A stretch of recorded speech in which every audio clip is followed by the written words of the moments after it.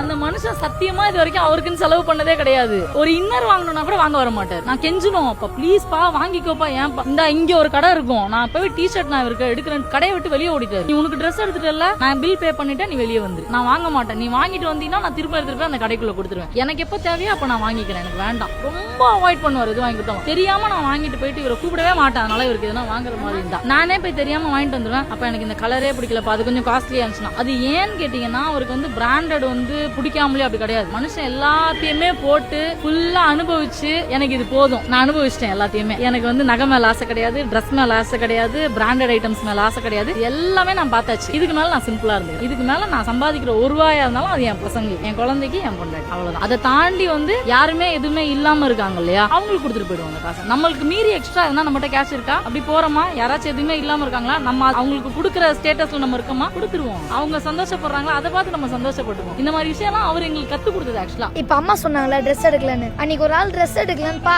இப்ப மட்டும் நீ எடுக்கலன்னா நான் பையனே இல்லைன்னு நினைச்சுக்கோப்பா அப்படின்ட்டு.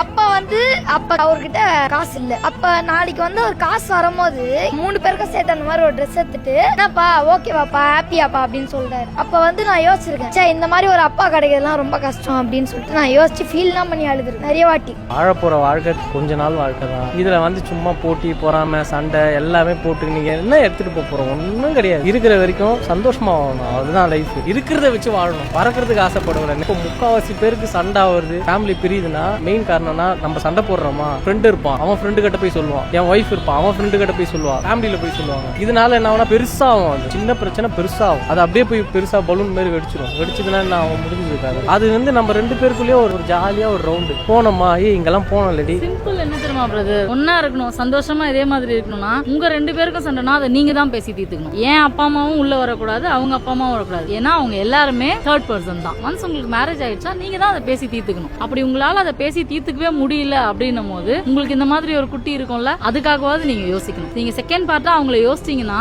நீங்க உங்க 2 பேரையும் தனித்தனியா பர்சனா பார்க்கவே மாட்டீங்க. நீங்க 2 பேரும் கலந்ததுதான் அந்த குழந்தை அப்படின்னுமோ அந்த குழந்தைக்காக நீங்க ஹாப்பியா இருந்துதான். நம்ம எப்படி இருக்கோமோ அதை பார்த்தா அந்த குழந்தை வளரும். நம்மளதான் வந்து ஒரு எக்ஸாம்பிளா எடுத்துக்கணும் குழந்தைங்க. ஐயோ நம்ம எப்படின்னா சண்டை போட்டுக்கணும், நீ பெருசா நான் பெருசான்னு பார்த்தோம்னா அந்த குழந்தை 2 பேருக்குமே இல்லாம ஆயிடும். அதை நம்ம மைண்ட்ல ஏத்திக்கிட்டோம்னா லைஃப் ரொம்ப ஈஸியா இருக்கும். உங்களுக்குன்னு செலவு பண்ணும் போது சந்தோஷப்படுவீங்களா, இல்ல ஃபேமிலிக்காக செலவு பண்ணும்போது சந்தோஷப்படுவீங்களா? நான் சொல்றேன், அந்த மனுஷன் சத்தியமா இது வரைக்கும் அவருக்குன்னு செலவு பண்ணதே கிடையாது. ஒரு இன்னர் வாங்கணும்னா கூட வாங்க வர மாட்டார். நான் கெஞ்சணும், அப்ப ப்ளீஸ் பா வாங்கிக்கோப்பா, ஏன் இந்த இங்க ஒரு கடை இருக்கும், நான் போய் டி ஷர்ட் நான் இருக்க எடுக்கிறேன், கடையை விட்டு வெளியே ஓடிட்டாரு. நீ உனக்கு ட்ரெஸ் எடுத்துட்டல, நான் பில் பே பண்ணிட்டேன், நீ வெளியே வந்து நான் வாங்க மாட்டேன். நீ வாங்கிட்டு வந்தீங்கன்னா நான் திரும்ப எடுத்துட்டு போய் அந்த கடைக்குள்ள கொடுத்துருவேன். எனக்கு எப்ப தேவையோ அப்ப நான் வாங்கிக்கிறேன், எனக்கு வேண்டாம். ரொம்ப அவாய்ட் பண்ணுவார். இது வாங்கி கொடுத்தோம் தெரியாம நான் வாங்கிட்டு போயிட்டு இவரை கூப்பிடவே மாட்டேன். அதனால இவருக்கு எதுனா வாங்குற மாதிரி இருந்தா நானே போய் தெரியாம வாங்கிட்டு வந்துடுவேன். அப்ப எனக்கு இந்த கலரே பிடிக்கலப்பா, அது கொஞ்சம் காஸ்ட்லியா இருந்துச்சுன்னா